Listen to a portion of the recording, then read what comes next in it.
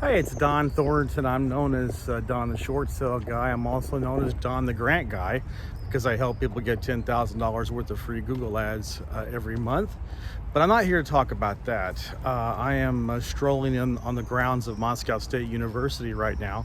And I just wanted to talk to you about something that I feel like is very important that a lot of people don't understand. And I'm just going to share, stuff the mistakes I've made from my life.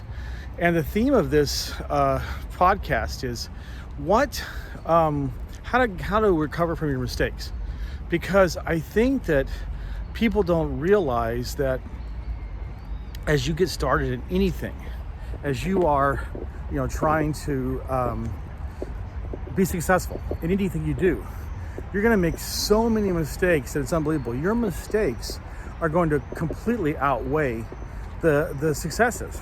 And there's this myth, at least it was in my head. I don't know if it's the same for anybody else, but I had this false belief that if I got better at something and I started making a lot of money, that I wouldn't make mistakes anymore, and that it would, I was over that phase of it, right? Because I always read that, you have to fail forward, you have to go forward and make sure that, well, of course, in the beginning you're gonna make mistakes, but then you're gonna learn from them, and then after that you're going to reach nirvana, where you have full consciousness and you don't have to worry about making stupid mistakes. And I'll tell you what happened to me. In 2002 was when I started my real estate investing career. Now it took me about, I don't know, maybe 18 months to break through. It was really hard. I mean, 2002 was one of the hardest moments of my life. And I'll tell you a little bit of background on that. I was based in Moscow, Russia, which is where I'm at now, because I married a Russian woman, and I was working at the embassy back in '89 to '91, and then when everything opened up with the Soviet Union, being opened up or falling, I suppose you want to say, and all of a sudden, I'm this student. I'm a sophomore in college. I did a 2-year break so I come to Moscow, because the Soviet Union, it was very hard just to come over here and learn the language. So at the time there was a huge spy scandal going on where the Marines had been seduced by some lovely KGB women of low morals, let's put it that way, in service of their country, and they let the KGB into the Holy of Holies, the most secret parts of the embassy. Well, that started a huge controversy, and what ended up happening is that the U.S. kicked out all of the Soviet Russian employees in the embassy, which makes you think, why in the world would they have been in the first place during the Cold War? But that's the U.S. State Department. I spent there 2 years. I know that they don't always make the greatest decisions about things. But anyway, it was good for me because they were forced to start trying to hire American contractors to do all the dirty work that the Russians were doing. In my case, I was, like I said, I was a freshman in college. I was a Russian major. I had taken Russian in junior high and high school, so I already had a little bit of a base on it. And then, but I didn't have any skills. My Russian wasn't that good, so I got hired as a janitor. So, but it still took almost a year to get my security clearance, because I was, one of the things I was going to do was clean the core, as they called it, the top secret area in the embassy. So, to get a long story short, everything opened up after my contract was over, and I was an American. I spoke fluent Russian by that time, and so next thing you know, I'm working for Polaroid, a joint venture between Polaroid and the Russian Atomic Energy Ministry, and all of a sudden I'm a businessman, and I'm making like $4,000 or $5,000 a month, which back then was the equivalent of making about $20,000 a month in the U.S. Well, and not in New York, but in a smaller town where everything's cheap. So, all of a sudden my career path completely changed. I got the entrepreneurial bug, and I started doing stuff that I never would have dreamed of doing.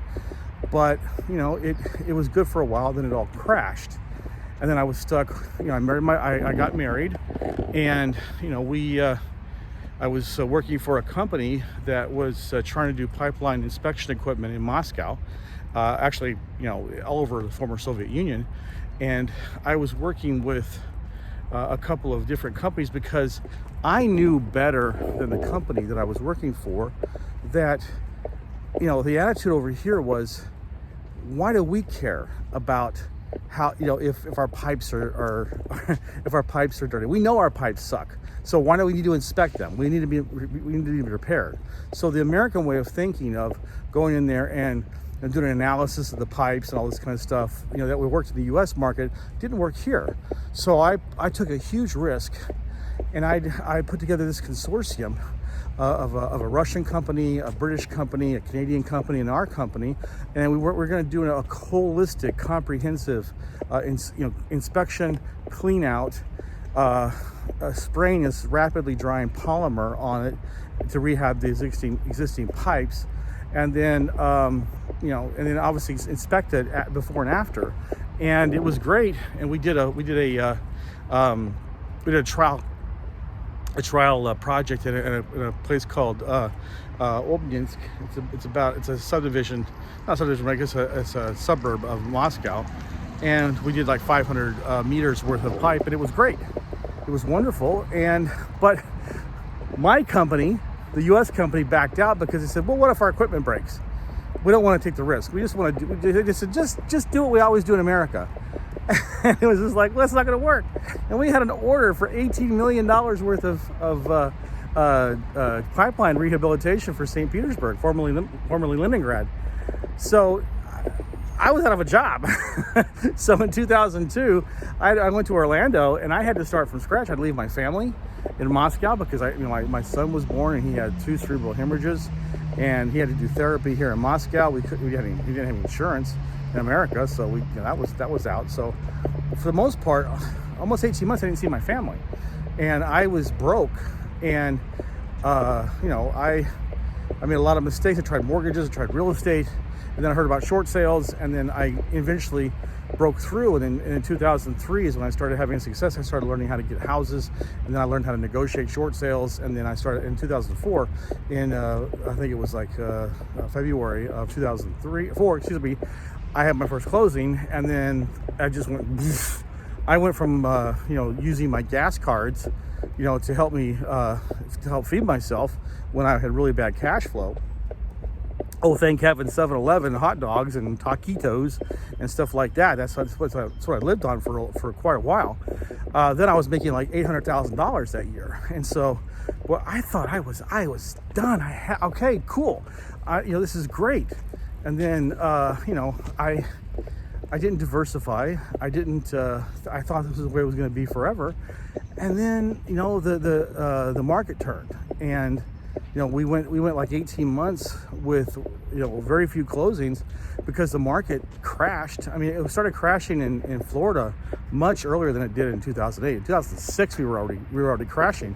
The problem was that so many the houses values were dropping so quickly that by the time we got a short sale negotiated, the buyer would walk because the house was upside down again. We'd get $40,000, $50,000, $70,000 discounts, but the values were dropping so hard or fast that we couldn't do anything. And so until the market pretty much bottomed out, we were stuck. And so that was a really hard time. But then we figured it out, and then the good times started happening again, where I was making about $1 million a year for about 4 or 5 years. But I was really high on the hog. I was like, okay, I figured everything out. I'm good. And then I decided I was gonna sink, $400,000 into a tennis club because I love tennis. And I believed the guy that pitched it to me. He was my tennis pro, and basically took me for a ride. And and then of course the boom time started ending. And so by the time I got my tennis club up and running, then it became a money pit basically. And I decided that I wasn't gonna keep throwing good money after bad. It wasn't a great location anyway, so my arrogance caused a lot of damage, thinking that, well, I had the golden touch. And what I should realize is that I'm good in real estate foreclosures and short sales, and I had no experience doing a tennis club. Huge mistake, right? Huge mistake. So that now has become the biggest learning lesson for me in humility, because every time I think to myself, well, I'm pretty darn smart, I remind myself, well, sunk $400,000 into a small town tennis club, where there wasn't enough tennis playing population to support it. It was too far away from Orlando to get anybody to come up there. So, it wasn't a good situation. So my point is, this long drawn out story, my point is that you're always going to make mistakes, and some of them are just bigger than others. And, I got all this gray hair here because of all these mistakes. But you just have to, you have to keep moving forward. Okay. And you learn as you can, but there has to be understanding, so you don't beat yourself up so much about it, because I spent years and years and years beating myself up about the fact that I had made such a huge, horrible mistake and lost so much money. At the end of the day, it's over. I mean, you made your mistake and you move on. That's really how it works. So if you're out there and you're letting your fear of making mistakes stop you from doing something, you will never do anything, because there's no such thing as learning everything up here before you do it out there.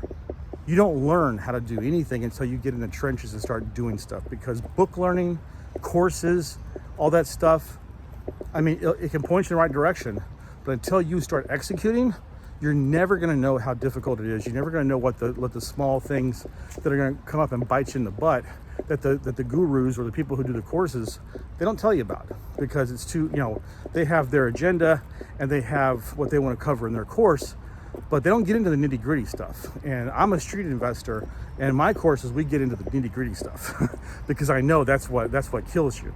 So anyway, I just wanted to, make this video and let you know that don't worry about making mistakes.